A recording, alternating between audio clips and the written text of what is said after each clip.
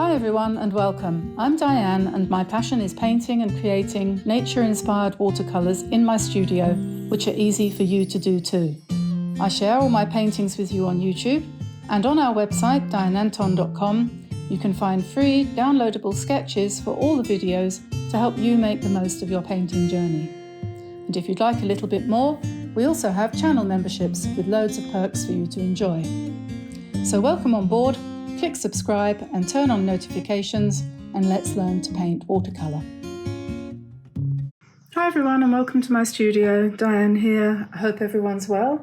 It's a lovely sunny spring day here in Brittany, and this morning we've been netting the chicken enclosure to keep out the birds because of the avian flu, and at the same time all the swallows have arrived. So we are wondering what we're going to do about that, because normally the swallows nest in our barn and we're supposed to be netting that off. So there's a conundrum for you. Anyway, I'm not going to complain today because the sun is out and it all seems so much less traumatic. And in fact, there are leaves out on the oak tree over there now, which is really lovely.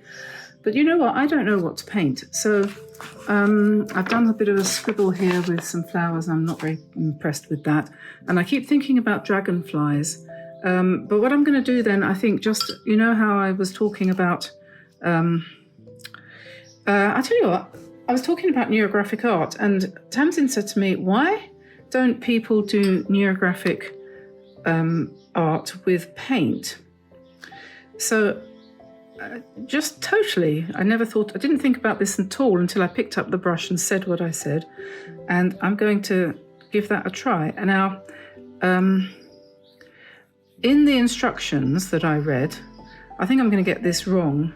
And so I don't care actually, but it said that you should start on one side of the paper and come to the other side in a wiggly line, just whatever comes out of your hand, so that you have what they called a wobbly triangle in the middle. And then you can add some more lines as well. And the good thing about doing this as a startup for a morning of painting is that it kind of loosens up your wrist and your hand. And I think that's something that is quite important for me, because, you know, you start to get a bit stiff as you get old, don't you? And so I'm holding the brush right down near the end of the handle, well away from the ferrule, yes, and the bristles, or the hairs. They're not really bristles, are they? And I've drawn a kind of network of lines. And then I know from what I've read, the next thing that you do is everywhere where there's a join, you're supposed to go along and soften that angle.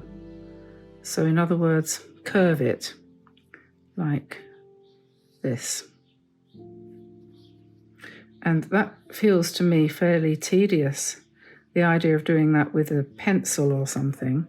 But the idea of doing it with a brush is a bit more doable. I'm not what you might call I don't know what's the word, but I like to get on and do things. I'm not the kind of person who spends a long time over anything. I could never paint like someone like Louise de Massey, for example, who is, you know, very her painting, and the other one that I couldn't be like, not to say that they're not great, but what's her name? The English girl from Cornwall. I can never remember. Oh, Harriet de Winton, yes. To me, that was just simply impossible to paint like that. It's just impossible. Which means that what I'm trying to say is that we're all different, and we shouldn't try to be like anyone else, should we really? We should just be ourselves and try to share whatever our particular gift is. When I used to teach, I had an art club years ago when I lived in England near Canterbury, and lots of people used to come every week, once a week. It was one of those Society for All Artists groups that I started, and when I came back from Bermuda. But yeah, Bermuda, and just after 9/11 it was. Anyway, what am I going to say? Yes, we had a group and people used to paint things, and some of the ladies were so lacking in confidence, and they used to say, oh, it's awful, I hate what I've done, and I would look at it, and honestly I would see something really rather beautiful, and I would say so, and they never believed me. They would just keep on saying, oh, but it doesn't look like his, or it's not what I had in mind, and I always found that very sad, because honestly, when somebody else looks at your work, they see something different from what you see, and quite often they see the truth, and you're not. You're too busy worrying about it not looking the way you expected it to turn out. So I now have a kind of network here. This is my neurographic network, and I think that what they say you should do then is to colour it in. So I've got here some Winsor violet, some indigos, some olive green, some cobalt blue. These are sort of my favourite colours. Quinacridone gold, and that's alizarin crimson. And I'm going to start just colouring them in with different colours, and I'm not going to go overly careful about not touching the lines, and we'll just see what happens. So we'll just use whatever colour comes to mind. And the reason I'm doing this is because I want to recommend, I always try to recommend, don't I, that people do a kind of warm-up before you start painting. Something that you're not going to judge yourself on. Nobody surely is ever going to say, my warm-up wasn't good enough, are they? So I'm just using an ordinary paintbrush here, and this is a sheet of sketch paper from my sketchbook where I do my tryouts. And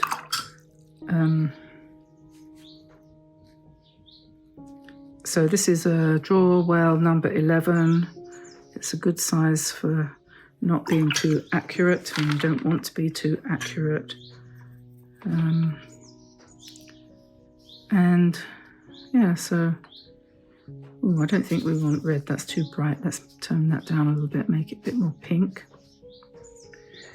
One of my favourite colours is indigo. Don't know if that says anything about me, but I'm not judging myself here. Indigo with quinacridone gold makes a very nice green. And as I'm doing this, I'm thinking, what a good way to practice colour mixing, isn't it? So you pick the colours that you're going to want to use for the next painting that you do, remembering that you don't want to use more than 6 in any painting, otherwise you lose your thread. And so you would do that, like I've done here, and then do yourself a grid, a wonky grid like that, and then start painting it and mix the colours. So we've got Winsor violet there. Let's mix it with a little bit of blue. I think it always looks very nice with a little bit of cobalt blue. I think that really improves that colour.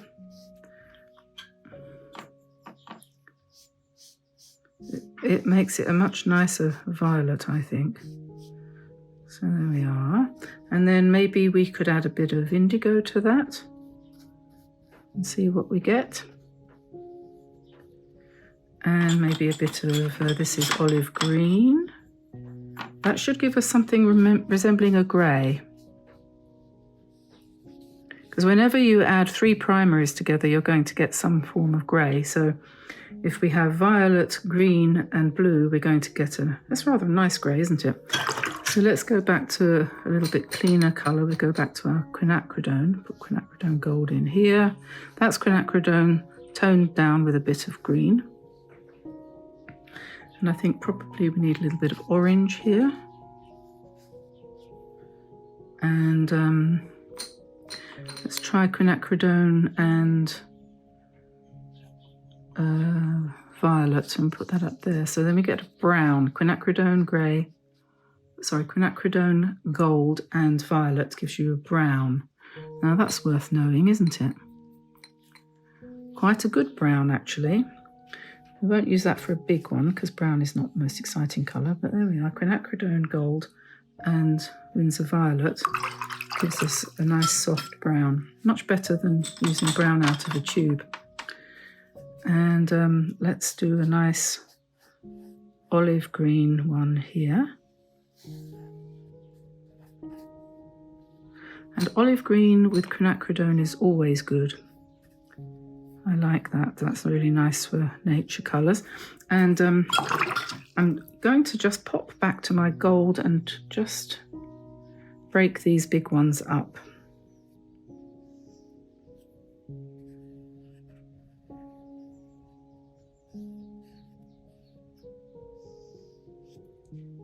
And not forgetting the important part, which is to soften the angles. I don't actually know why that's important, but that's what they say in the instructions, and so we'll make sure that we do that.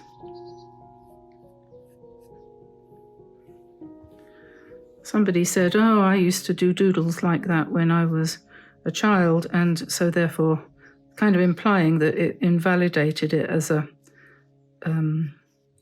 an exercise, but it doesn't invalidate it as an exercise, because children generally are better painters than adults because they're less inhibited, usually.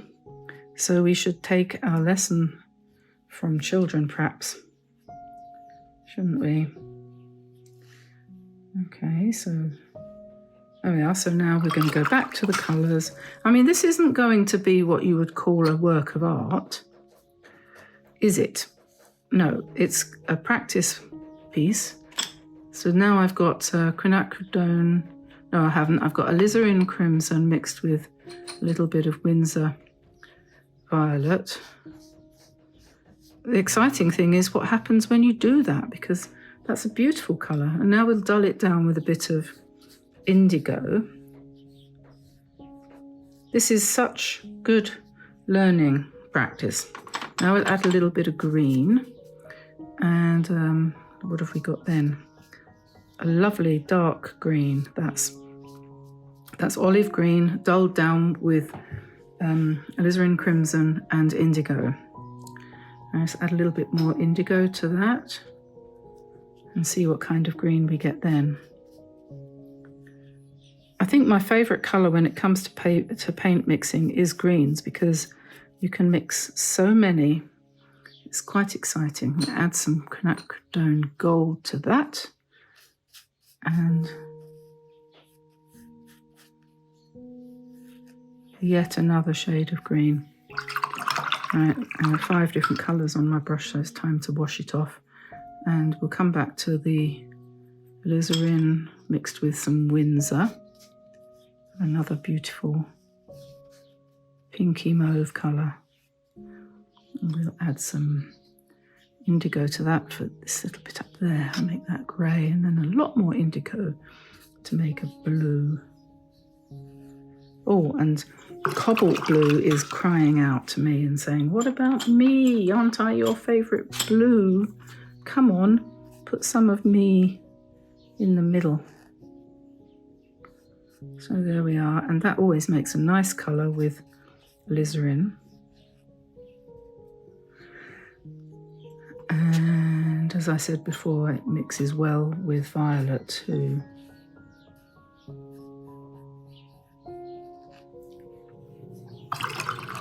All of these colours dry lighter when they dry,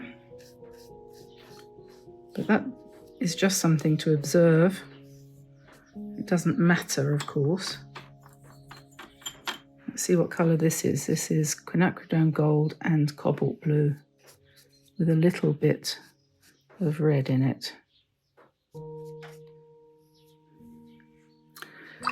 And let's have some blue down here. This is light, very, very washed out indigo.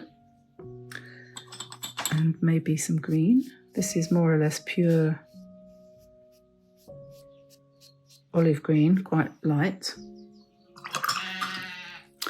And I think we probably need some pinkish now. So we'll put some alizarin crimson and some Windsor Violet and make a lovely rosy colour. I defy anyone not to be inspired to paint flowers after they've done this. And I think we probably need a nice green. Actually, I want to divide that one too. Let's put a nice green up here.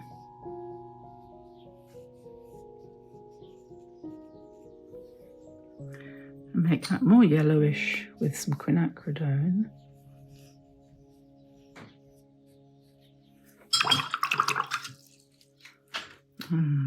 What should we put there? Cobalt blue. Let's put some cobalt blue in here. And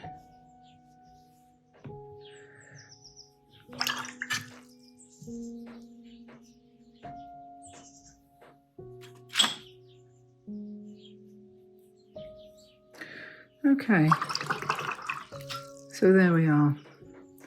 That is my Neurographic Art exercise for this morning, and thank you to Tamsin for suggesting I did it with a brush instead of a felt tip pen, and I heartily suggest that you give that a try, because now I feel suitably inspired to go ahead and paint something. I'm not going to guarantee it's going to turn out, but let's see what we can do. I was thinking about dragonflies this morning, and I couldn't decide what to do in the way of a dragonfly. So now I know what I'm going to do. I'm going to pick up some of this gold and silver paint. Doesn't matter what colour. This is just one of those Kuretake. I bought this for Christmas because I wanted to do sort of gold things. So I'm just going to splash that all over here. This is a nice way to start the day, by splashing colour. And we'll see what happens.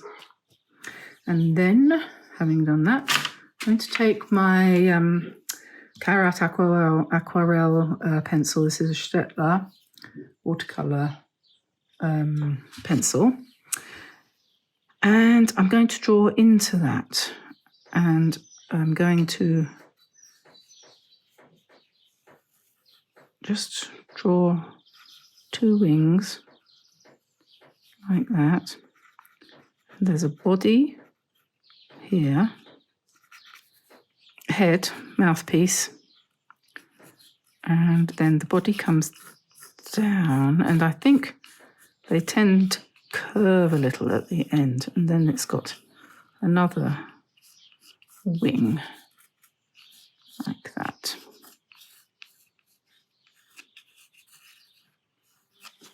Okay, and having not washed out my brush, I've still got plenty of gold. I'm going to put a bit more on here with the second one. And I'm going to start this time with the antennae, or the legs, or whatever they are. It's been quite a while since the last time I did a dragonfly. I think we did it as a live back in, I think it was January or February. And they haven't quite emerged from their winter sleep yet. You'll be able to find the sketch for this, if it turns out, on dianeantone.com. Just go on there and download the sketch for free. We've also set it up so if you feel like you'd like to contribute to the running of the channel, you can easily pick your own price. But if you don't want to pay, you are very welcome to have them for free. Okay, now, having done that, we need to put a little bit of colour on, and this is where it gets exciting, isn't it, guys? So we need to choose a colour, and I think I'm going to go for a light cobalt, and I'm just going to do the top wings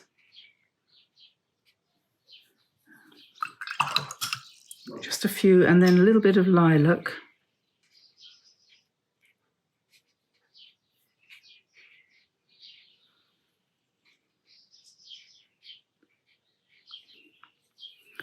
And then maybe we'll do a bit more lilac on this one. The good thing about this is you can just do whatever you want. Of course you can. What's a stupid thing to say? Okay, now we need to let that kind of run a bit. The great thing about this pencil is when you touch it, it goes really dark, so you can emphasize the shape of your debris like that. And now, I think it's coming up to time for lunch, so I'm going to let that dry and come back a bit later and see what we can do next. Okay, so this is dry now, and now I'm going to go against everything I've said earlier today about not being the kind of person to be interested in detail, but what I'm now, what's the word? Inspired, that sounds a bit fancy, doesn't it? To do is to actually put in some of the vein markings on the edges or on the wings in general. And I've been looking at a vintage drawing of a dragonfly, which is kind of nice. And so I thought I would just kind of use that as inspiration and just put some quite unusual and interesting kind of lines on this this one I'm looking at, just to give it a little bit more, something a little bit more. So the veins kind of coming out into the wing there. I mean, you can do whatever you want to make this please you.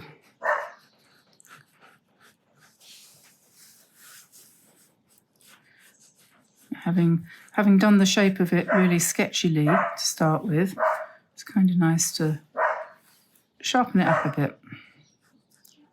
Or you could just leave it really loose.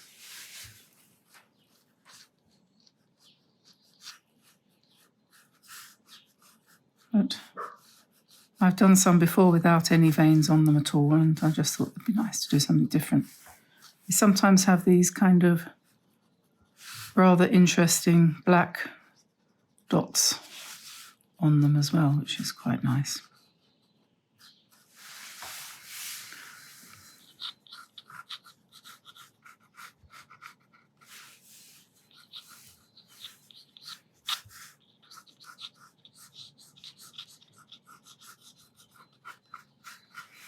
Birds have started singing crazily.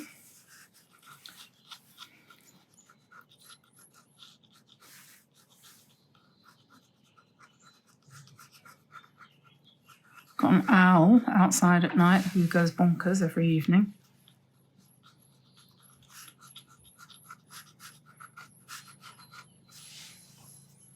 So I'm going to leave the right hand one with some detail, and then the left hand one I'm just going to leave without.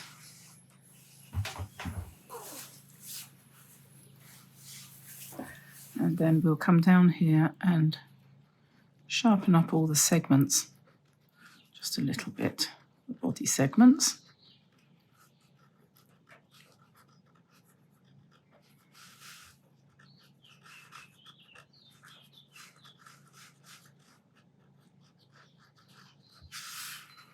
And here.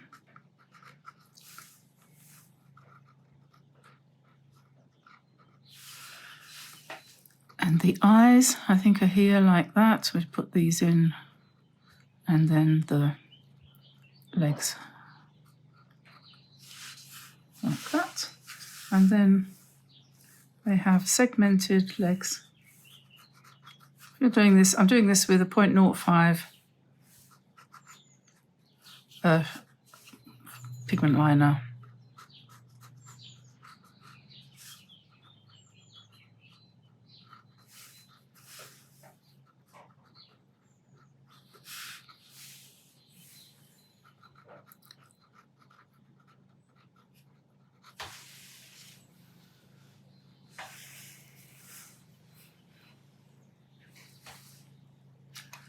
I might put a little bit of silver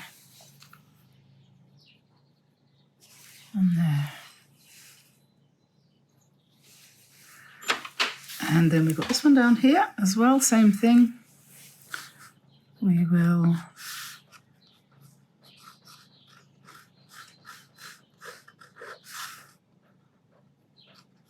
do something slightly different here. Some of them have a kind of row of little kind of squares or circles along the top edge. So we'll do that, I think, on this one. And just to emphasize the lines, quite like the black dots. And then just a few veins.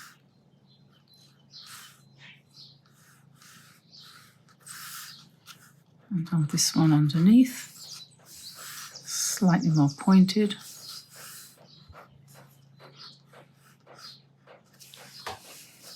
Let's give him a little bit more length to his legs, and this one too, come to think of it. Then we can emphasize his segments.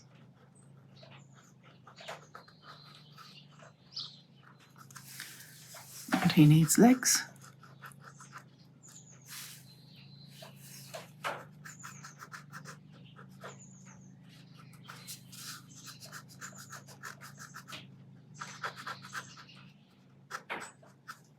Don't have to put those in if you don't want it to look too realistic.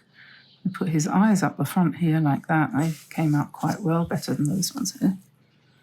There's too much gold there, but never mind, that's fine. And then this one, we'll just scratch in a few details on this one too. It's got some black dots already.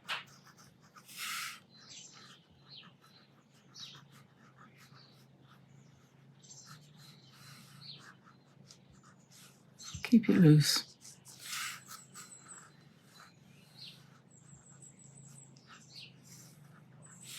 Okay.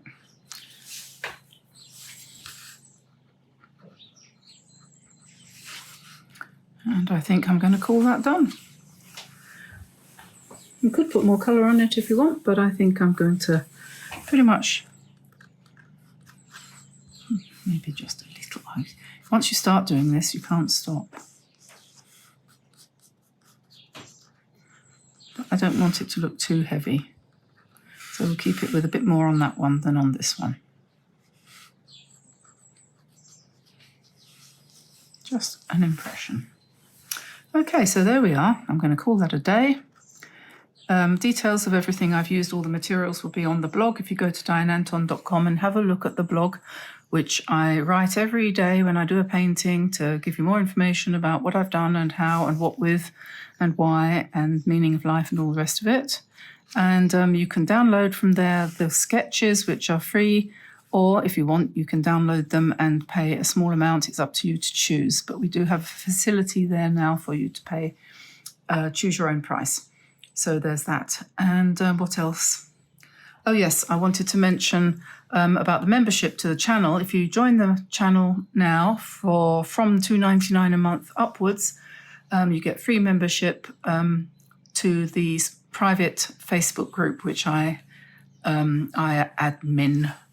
And I communicate with people on there. They can share their work and talk to one another, and I chip in from time to time. So there's 3 levels that you can join at: relax, create and breathe, or relax, breathe and create, starting at $2.99, and that's the newest perk. So if you go to the community post on here, you can find out more about that. And yeah, if you have any questions, just pop them in the comments below that are on here. And I always read and always answer all the comments that people leave. So I'm going to let you go, and I'll see you again soon. So bye for now, everybody. Bye-bye.